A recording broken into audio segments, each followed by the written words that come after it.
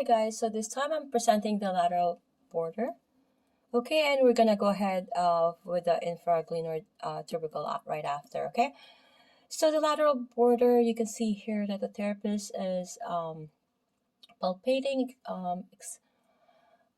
experiencing the partner being in prone, and palpating the lateral border, as you can see there. So the lateral border extends superiorly and laterally from the inferior angle towards the axilla or the armpit. Okay, this is an attachment site for the teres major and teres minor muscles, and due to the thickness of these tissues, might not be as clearly defined as the medial border. Okay, so have your client in prone, so you're going to drape the arm off the side of the table. So you slide your thumb from the inferior ankle superiorly along the lateral border. And you're going to follow the border in the direction of the axilla. Okay. If the musculature is too thick to palpate through, try curling your thumb underneath the tissue. This is most effective when locating the infraglenoid tubercle.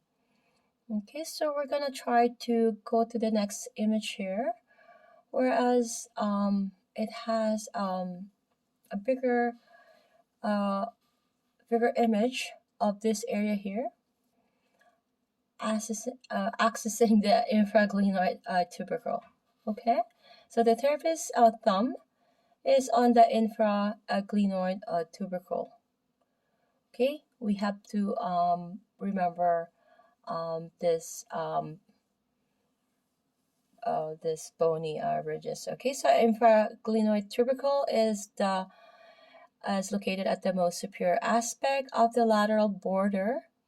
So the tubercle is not a distinguishable point, but a small spot which serve as an attachment site for the long head of the triceps brachii. Okay, so it lies deep to the teres minor and deltoid muscles. So exploring the infraglenoid tubercle often elicits tenderness in the surrounding tissues, my apologies. So by using your brown thumb pad, you will be able to palpate more precisely without causing pain. Okay, this is how you do a manual therapy. So when your client is in prone, your partner is in prone, locate the lateral border. Slide along the lateral border to its most superior portion, which is this area here. To access the landmark directly, you can either compress through the overlying muscles or curl underneath them. Okay, so ask yourself, are you along the edge of the lateral border or are you on the posterior side of the axilla? So we're gonna try quickly here to do the infraspinous fossa and the supraspinous fossa. Okay, so this image here, the client or the partner being in prone, the therapist is isolating the infraspinous fossa. You see, and that's where the infraspinatus muscle is located. Okay, so the scapula contains 3 fossa or depressions. Okay, so the infraspinatus, the infraspinous, the supraspinous, and the subscapular.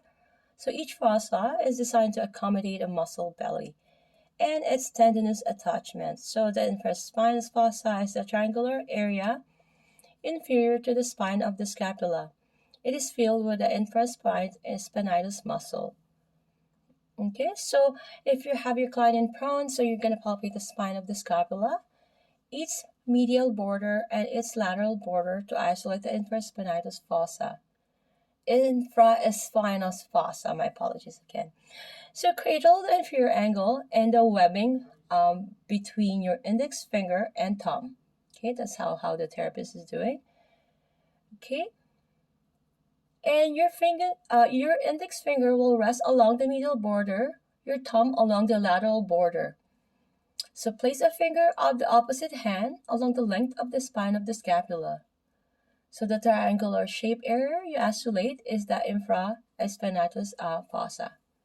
Okay, so now we're going to go ahead to the supraspinatus fossa, which is the the image here, the partner or the client being in prone. This is the bigger image here of the therapist's thumb. So the supraspinatus fossa is located superior to the spine of the scapula.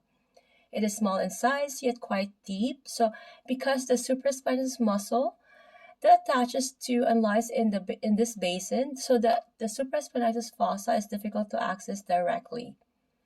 Okay, so have your line prone, drop your thumb pad inferiorly and laterally from the superior angle into the fossa, or lay your thumb along the spine of the scapula and raise it superiorly into the fossa.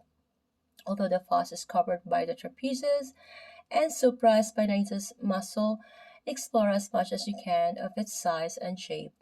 Slide your thumb laterally, noting how the fossa becomes thinner and finally ends at the junction of the acromion and clavicle. So actually the fossa continues underneath the acromion, although it is inaccessible. Okay?